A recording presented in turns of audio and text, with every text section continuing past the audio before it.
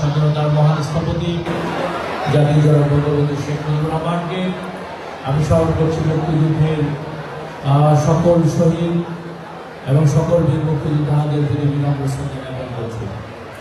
যেহেতু সময় কম, আমাদের শিক্ষার্থীরা আবার যার যার বাড়িতে যাবে, এই কারণে আমি বক্তব্য রাখছি না। আমাদের অর্থ প্রতিষ্ঠানের অধ্যক্ষ শারীরিক অসুস্থতা নিয়েও তিনি আমাদের মাঝে উপস্থিত হয়েছেন, জনাব মোহাম্মদ মনিরুজ্জামান সাহেব